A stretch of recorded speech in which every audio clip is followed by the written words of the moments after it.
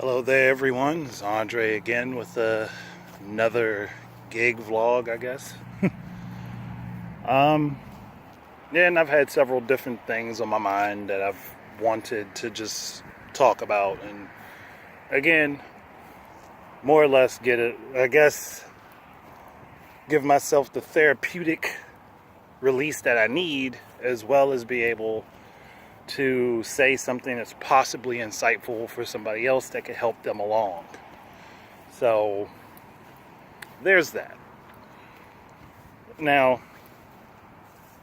there have been a couple different things on my mind, and I guess I'm just going to talk about them in sequence on this video instead of just doing separate videos, just because it's quicker. Like, that's basically it, and they're both on my mind right now anyway, so it's better to just get it out the way.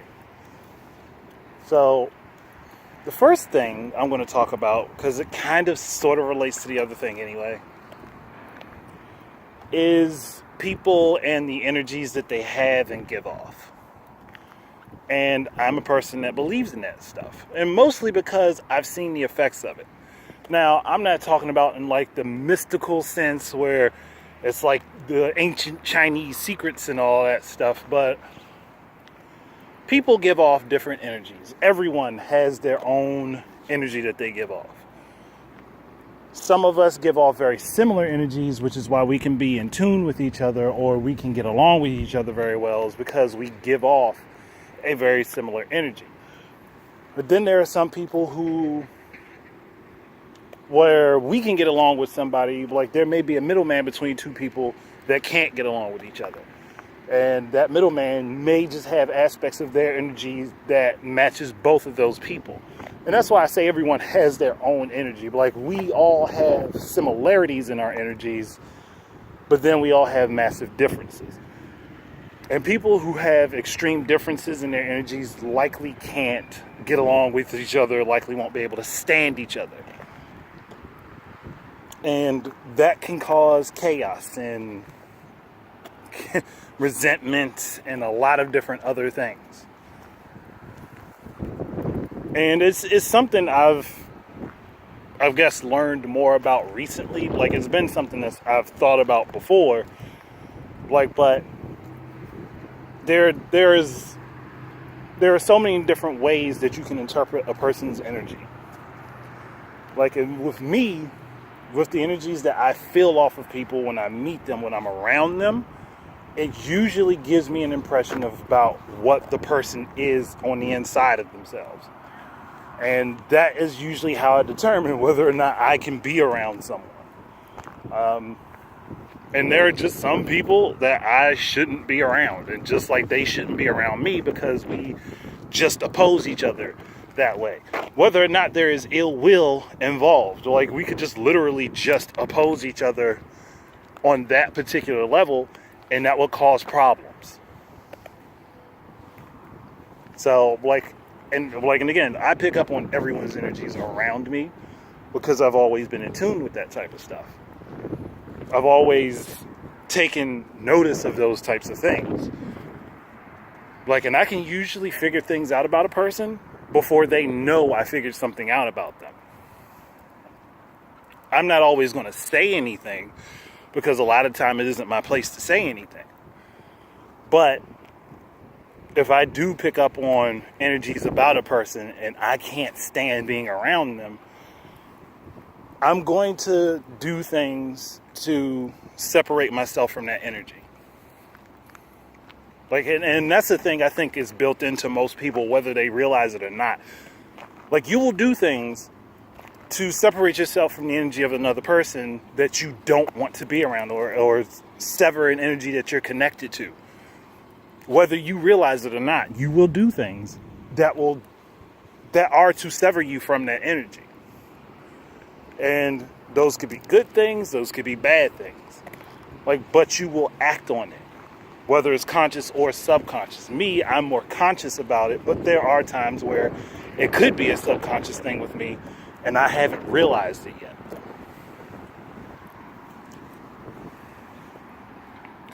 And somebody's probably wondering, like, well, Dre, why are you talking about all of this?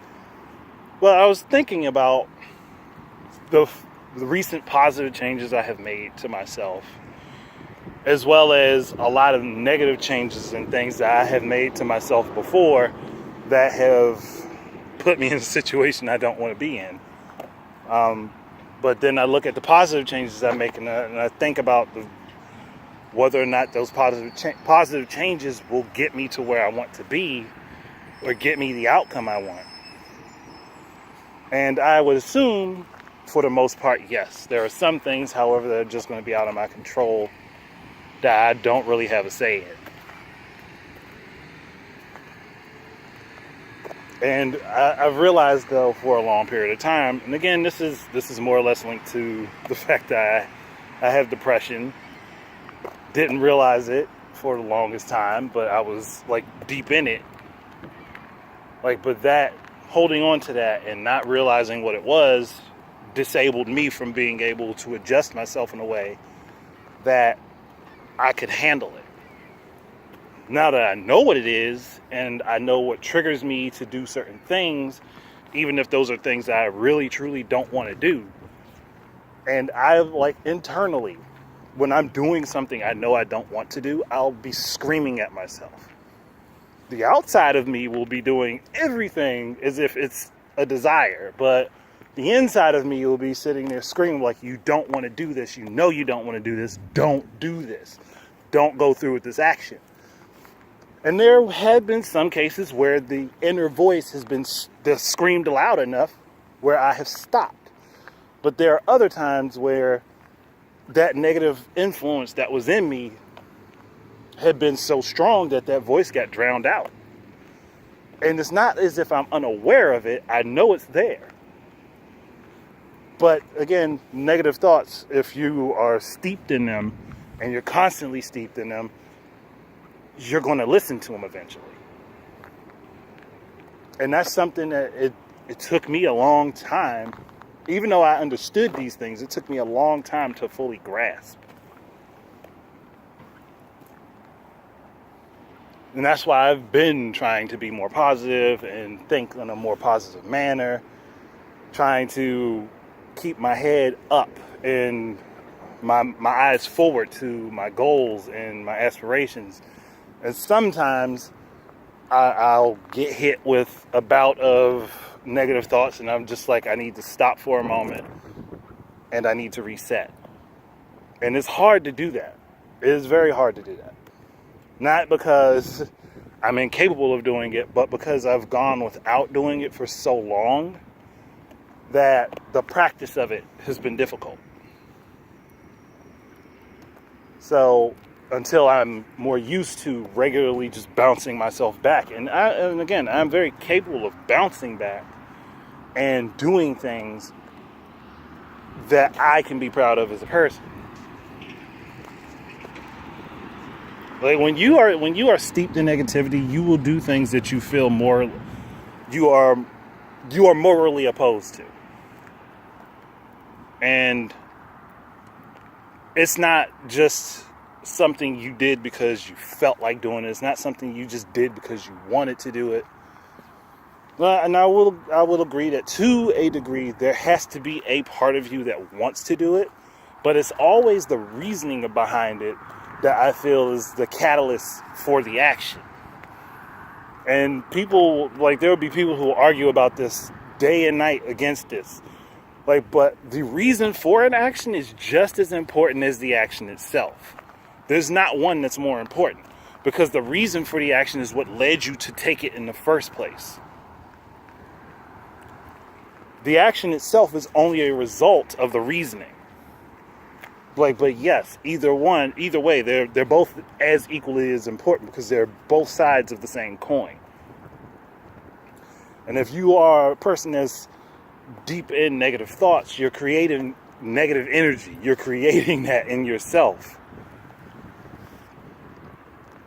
And again, for me, I look at things I've done in the past and things I'm not so happy about that I've done, and trying to be a better version of myself than I was before. And I come to realize, I created a lot of that energy myself. simply by not understanding what was going on with me. Now that I have a better understanding of it, I can better curate myself, I guess, so to speak.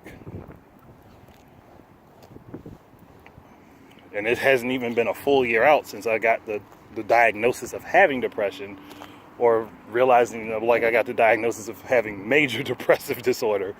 So I'm like, when I got that diagnosis, I was still in the negative mindset, even though, like, yes, there are some positive things that I've had going for me, but I was still in the negative mindscape that I had just been stuck in. And I can't blame that on anybody else but me, because I was unwilling to try to realize, well, it wasn't that I was unwilling to realize it, I was unwilling to seek help. Like, I was very unwilling to seek help, and that kept me in that negative mindset, which kept me giving off all this negative energy that created these negative situations that I didn't want to be in. And all of that is in here. It's in your mind. It's in your head. Like, but that's where it all starts. It's a mental thing that leads out into physical things. So that's why when you're trying your best to be a positive person or move from a negative mindset into a positive one, it is extremely difficult, because you are trying to change your energy, basically. You're trying to change your inner workings. It is much easier to go from being positive to negative than it is to go from negative to being positive, because when you're going from negative to positive, everything seems like it's against you. No matter what you're doing, everything seems like it's against you. Even when you have the best of intentions, even when you have nothing but good thoughts in mind, everything will feel like it is collapsing in on your head. And that's because you're fighting to get out of that bubble. And once you hit that wall in that bubble, that's the toughest part of it. That is the hardest piece to get through, because everything else, it's just like you're in water. You're basically swimming past it. But once you get to that wall, it's kind of like when you climb out of a pool and you feel the weight of your body settle in on you, along with the weight of whatever you're wearing at the time, if you're wearing anything, depending on your situation. But it's like getting out of a pool. But at this point, it's like gravity increases 10 times, 20 times, 30 times, depending on how deep you were in that negativity. So you have to fight within yourself to be more positive, and then you have to fight your circumstances to remain positive. And I know this is just, it probably sounds like I'm just talking out my ass, but these are things that I've come to the realization about, and things that I've started to see and notice and pick up on. And you have to find that excuse me, sorry. You have to find that positive energy in yourself. You have to find that light in yourself. Otherwise, you're not going to be happy at all. And like, in looking at it, like, I tried to base my happiness on my family and on my marriage, but my brain was still in the negative place. So, like, while I did find happiness and joy in them, the negativity in me was still holding on to me, and that was creating toxicity within myself that spilled outwards.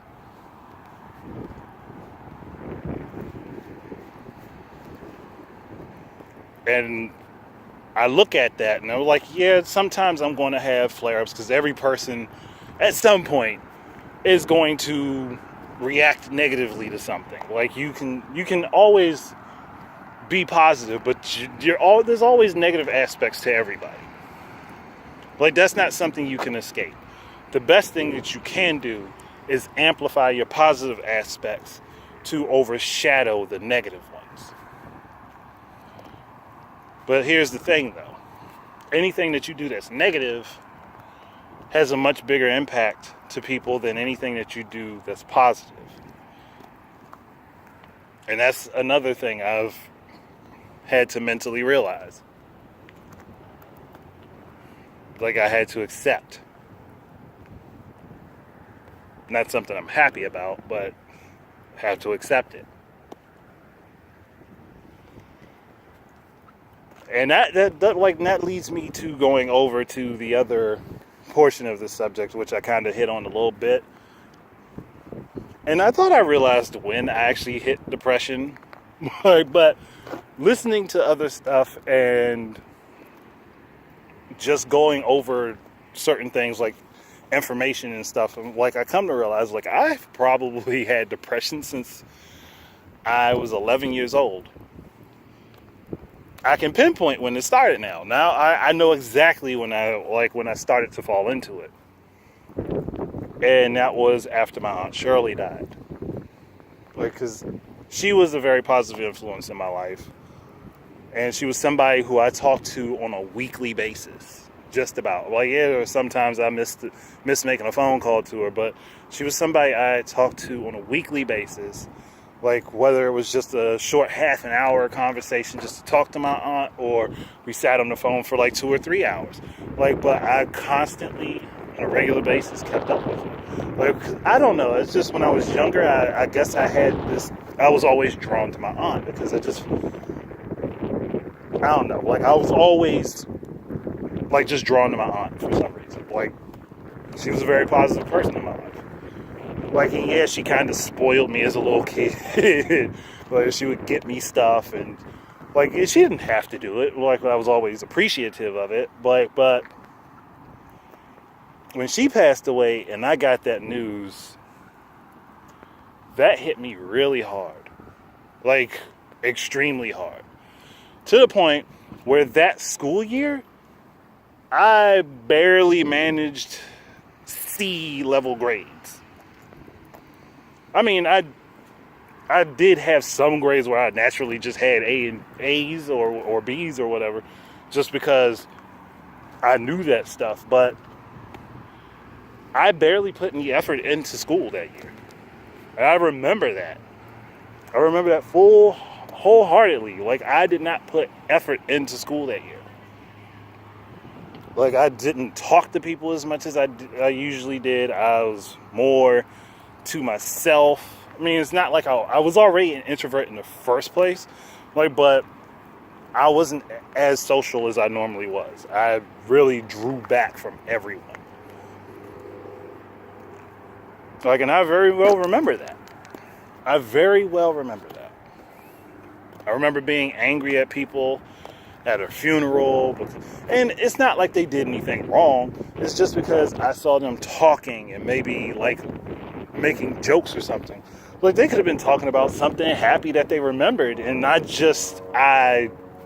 was through with it. I had, like, this thing where I just hated everything for the longest period of time.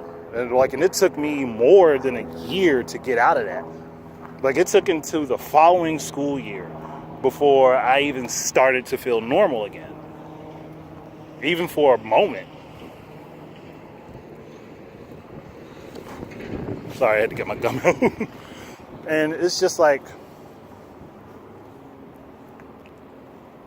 all of that. Like, I can remember that. Like, since then I've had a variety of negative thoughts. And that's actually shortly after that was when I first had my very first suicidal thought. And that's something kind of heavy for somebody at 11 to 12 years old at the time. Like,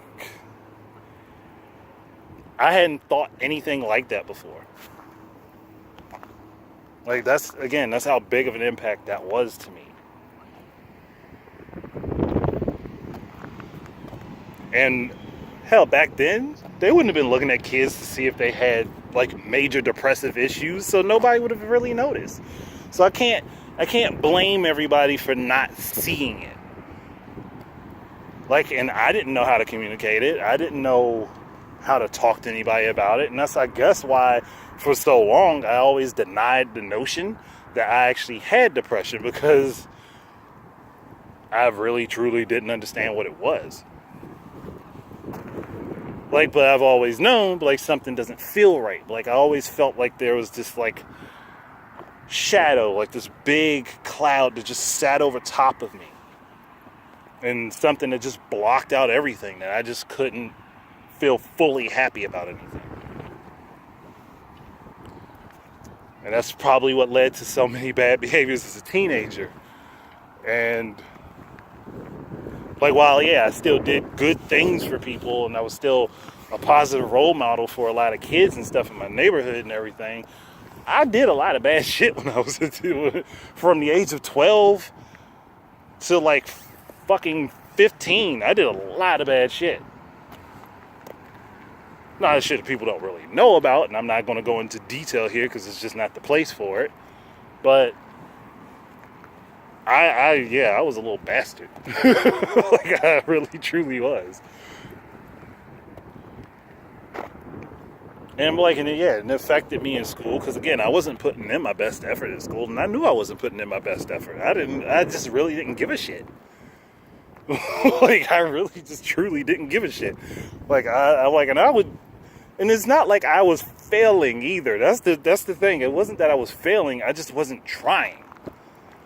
Like, I was just there, more or less. Like, that's what it felt like. I was just there.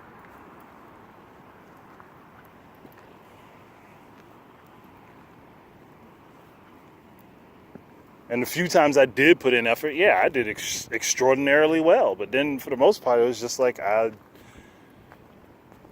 did things just enough to pass. I didn't really do enough to show off what I was actually capable of. I just did enough to pass. Like, and yeah, sure, at this time I had a lot of creative outlets. I had songwriting, I was writing poetry, I was writing stories. I also had video games. Video games has been a thing for me forever. Like, they've always been a thing where I could turn to it if I really feel stressed out. I could play some games and just let my mind shut off for a little while. Like, let the thoughts that fucked with me just shut off. That's probably what bred my competitive nature, is just like being able to shut out everything else while I was playing video games. And I just, at that point, like, there was nothing bothering me. Like I could always play video games and lose myself in them. Especially ones that are deeper story based, or ones that had a lot of competitive action in them. Like, I could lose myself into them. And yeah, I'd be a little bit happy being able to do that. Like, while at other points in my life, I just felt like, yeah. That's why, like, this situation with my marriage really sucks, because meeting my wife kind of was like that spark that I needed. Like, it was like I had that positive energy back. Like, but I was still fighting having so many negative thoughts with so much shit that had happened in my life, and so many things that went on around me. Like, so looking at that, I just, like, still wish I could have fucking changed things. Even now, like, I just wish I could change things. But not everything is in my power, and there's reason for that. So I just gotta deal with it.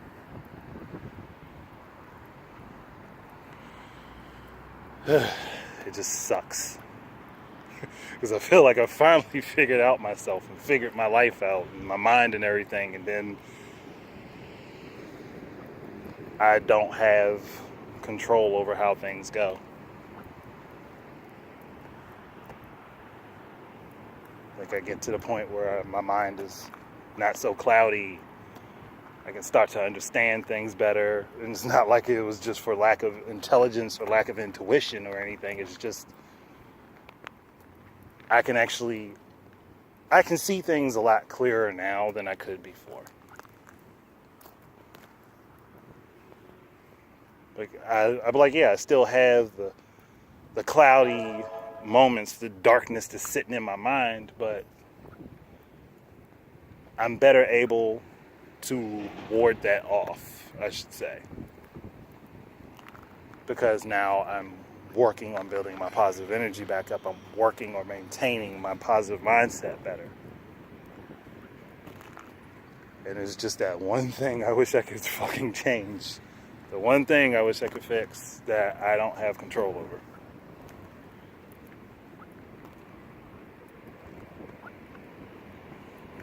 No matter how much I want to fight it, no matter how much I want things to be different, I don't control it.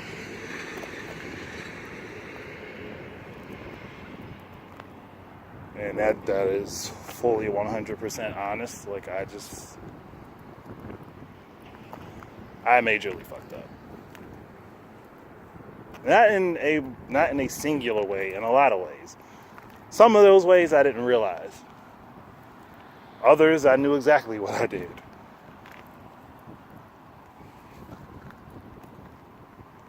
And it's like I wish I had a time machine or some way to implant my mind from now into my body back then, because I'd be able to change things.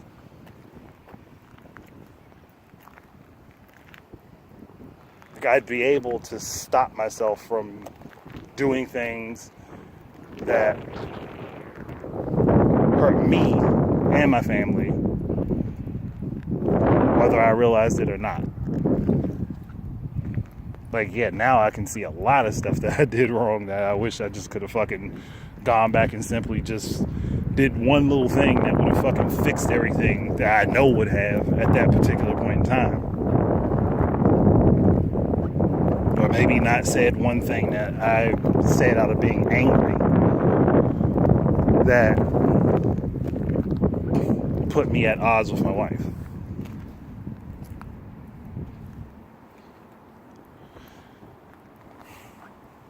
It's just like the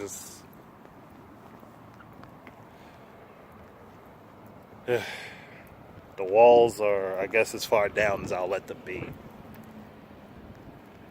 Like, I know this isn't a side of me you guys are used to, but it's the side that I have to show in order for the side of me that you guys are so commonly familiar with to be able to thrive. So I guess this is my yang and the other side is my... No, this would be my yin. The other side is the yang. Yang is good, yin is bad.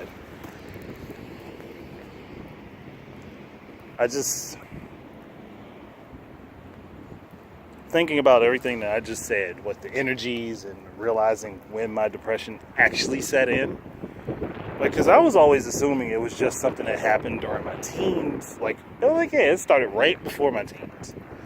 Right before, like the year before I hit puberty. Because I hit puberty on my 12th birthday, like literally on my 12th birthday. I remember that much. But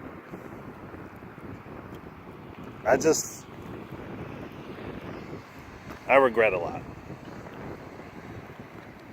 And people say you should live your life without regrets. I think that is factually incorrect. I think that's factually incorrect for several different reasons, but the main one is that if you don't regret something, you can't learn from it. You can't learn from it because in your mind, nothing was wrong. You didn't do anything wrong, so you are literally cutting yourself off from growth. So while it's not the best thing in the world, there is a positive side to having regrets.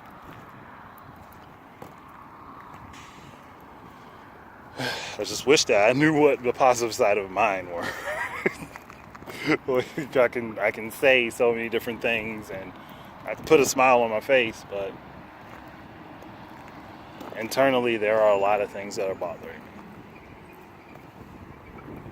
And while I do know the friends that I've gained from doing YouTube and everything, like, they're there to help if I need it, a lot of this I have to do on my own. And that's something I realize. So, if ever there's any good news for this situation, this cabal I found myself in, I'll be elated to make a video and share that with you. But right now, I'm coming down to the end of a road that I don't want to get off of. I just kind of want to turn it right around and just go back to where I was.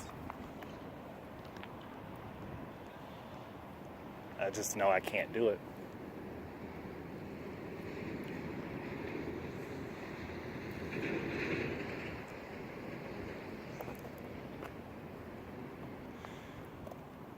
Now, you know what? There's one more thing I can say. And I know this will actually help someone. So, over the last few months, I have actually experienced my worst fear. I'm still experiencing it actually currently, just I'm more used to it at this point.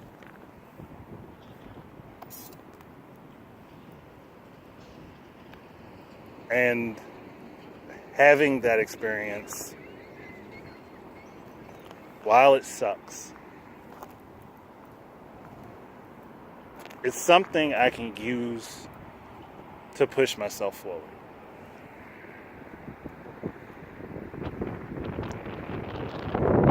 Where I can grow. I can be better.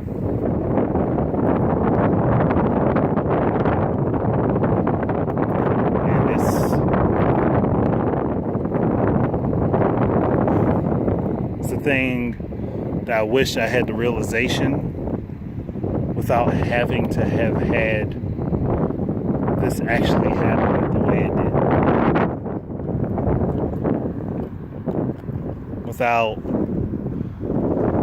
having my family segmented, basically.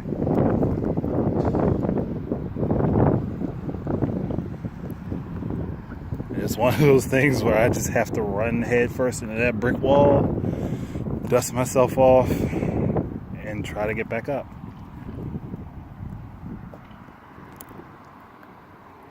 And every ounce of my being wants to fight it internally.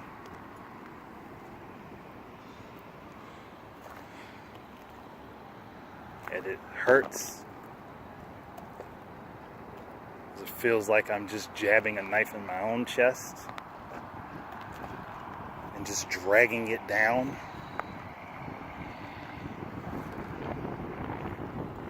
It's something I don't ever want to experience again.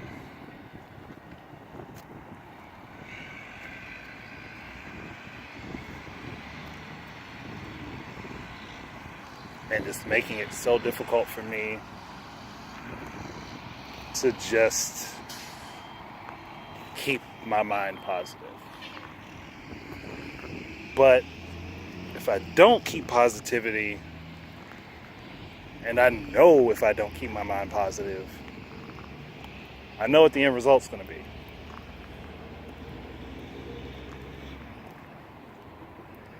And that's something I'm not willing to succumb to.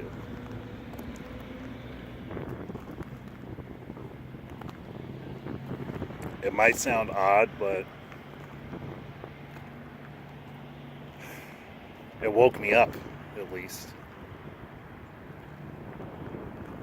Like, I think I was waking up before, but like the shock of this situation, it was a kick.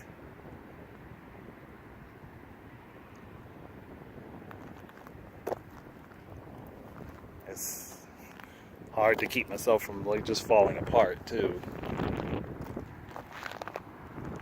Yeah, I can be a tough person. I can have a lot of power and a lot of strength. Everyone has a weakness.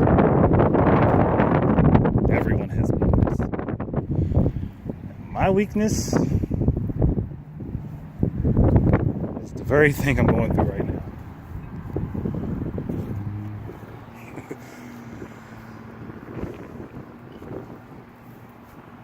And that's the horrible thing.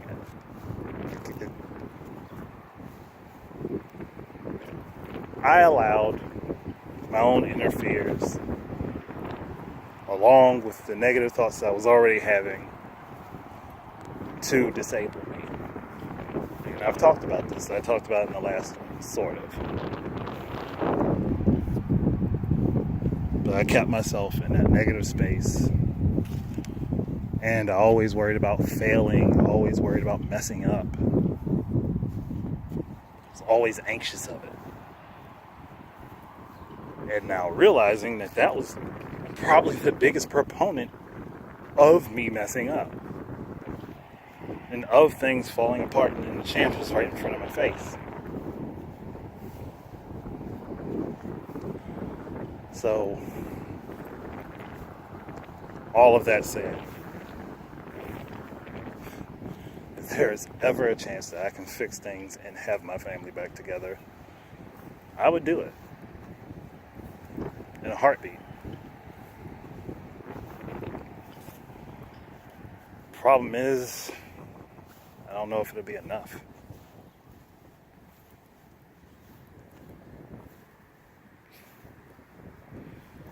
Like I said, that's why I wish I could just reset things, or I could just go back. But I can't. That's not how life works. That's not how time works. You always have the fantasy of being able to do it in a video game, but in real life, you don't get any. You don't get many do-overs, and if you do get them, you gotta hope that you do what you're supposed to do.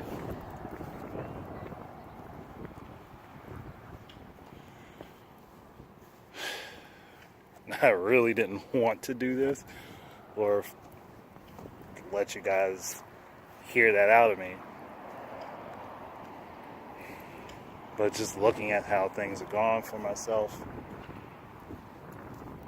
and thinking about the fact that there could be other people who may be in very similar situations to me.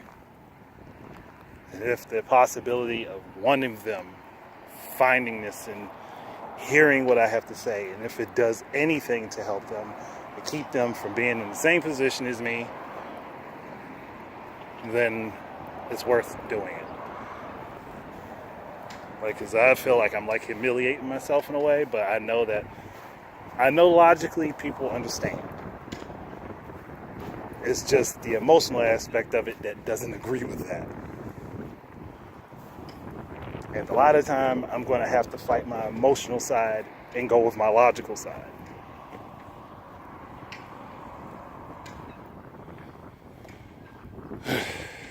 But I've exhausted everything I wanted to say.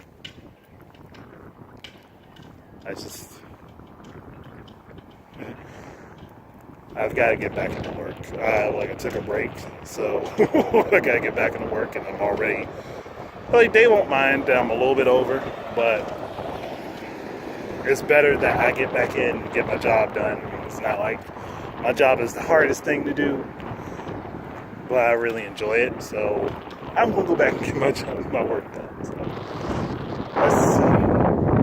if anybody can listen to this and it does anything good for you, then I've accomplished it. I've accomplished the goal if even one person finds something helpful out of this for themselves. If one person can go back and think over the things that they've done in their lives, or in relationships, or with somebody that they care about, or anything of that nature, anything that can help them move forward in a positive direction without having to suffer, then I've done right. So that's it. Thank you guys very much for listening. And I'm just going to go ahead and close this out. Peace.